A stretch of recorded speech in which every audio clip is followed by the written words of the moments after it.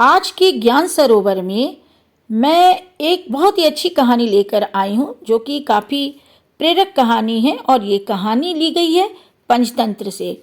तो चलिए मैं पहले कहानी का नाम बता दूँ। कहानी का नाम है जाको राखे साइयाँ।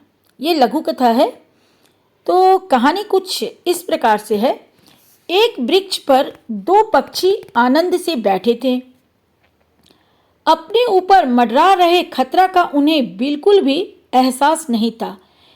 एक खतरा तो वह गिद्ध था जो आसमान में उनके सिरों पर मंडरा रहा था। वह उन दोनों मासूम पक्षियों को अपना शिकार बनाना चाहता था। धीरे धीरे वह नीचे आ रहा था यानी कि गिद्ध दोनों पक्षियों को शिकार करने के लिए दोनों पक्षियों का धीरे धीरे नीचे आ रहा था, लेकिन उन दोनों मासूम पक्षियों को इसका एहसास नहीं था। बिल्कुल इस प्रकार वो धीरे धीरे आ रहा था नीचे गिद्ध, ताकि इन दोनों मासूम पक्षियों को कुछ पता न चले। इधर एक शिकारी की दृष्टि भी उन पर पड़ चुकी थी। वह भी उनका शिकार करना चाहता था।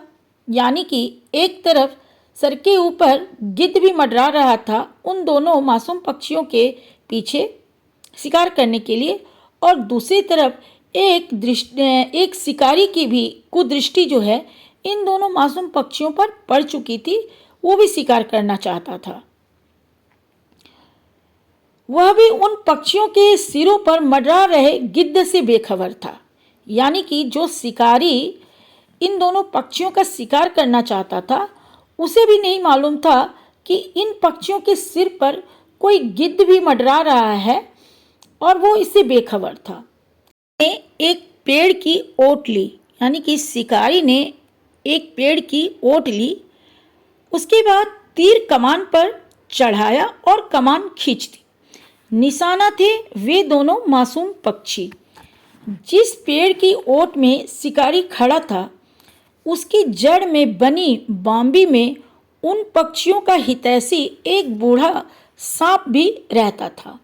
जैसे ही उसने शिकारी को कमान खींचते देखा वह फौरन बांबी से निकला। दरअसल वह सांप बेहद बूढ़ा था।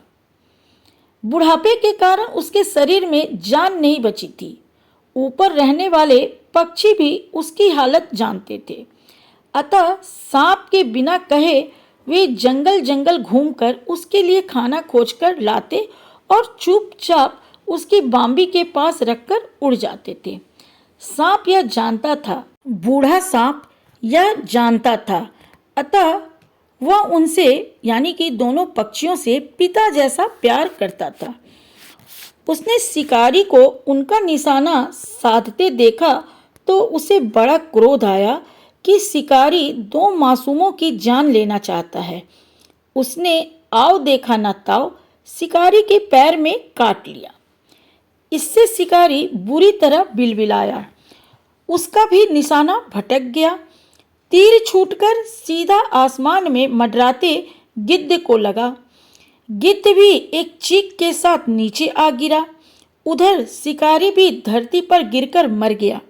यानी कि ऊपर जो गिद्ध था उसे भी तीर लगा तो वो भी गिर के नीचे मर गया, और शिकारी को तो बूढ़े सांप ने काट लिया था तो इससे वो भी गिरकर मर गया।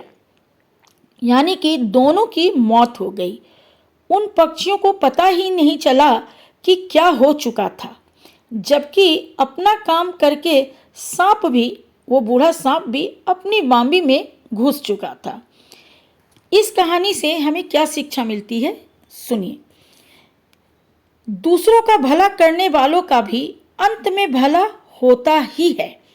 पक्षियों ने सांप के साथ भलाई की तो सांप ने भी उनकी भलाई का बदला भलाई से चुका दिया।